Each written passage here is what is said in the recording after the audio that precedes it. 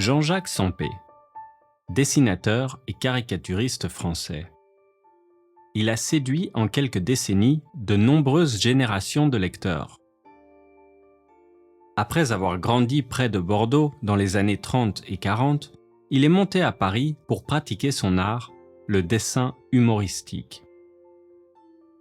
Et c'est en 1954 que sa carrière prend un tournant décisif, quand il rencontre et se lie d'amitié avec le déjà très reconnu et très apprécié René Goscinny.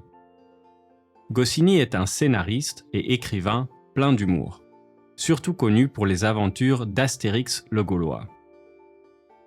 À deux, ils s'amusent à se raconter leurs souvenirs d'enfance et petit à petit inventent un nouveau personnage qu'ils appellent le Petit Nicolas. Le Petit Nicolas est écolier.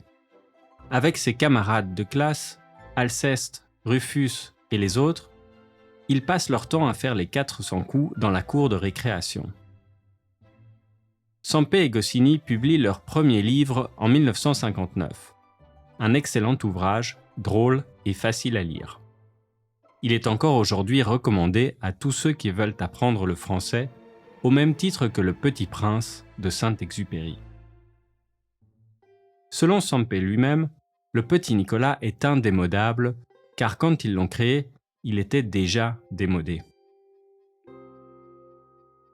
Même si le Petit Nicolas a été une page marquante de la carrière de Sempé, on lui doit en plus des tonnes d'autres livres et caricatures. Après avoir passé du temps dans les cafés littéraires du Paris des 30 Glorieuses, il fréquente des artistes comme Jacques Prévert, Brigitte Bardot ou Jacques Tati.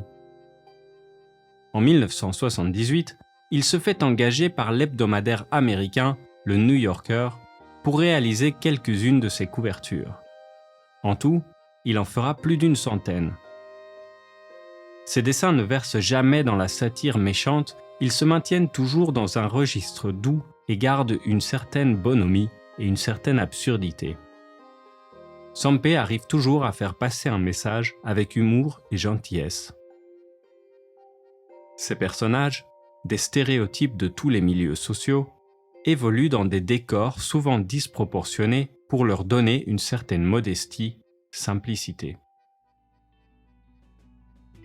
Un des thèmes préférés de l'auteur, ce sont les musiciens.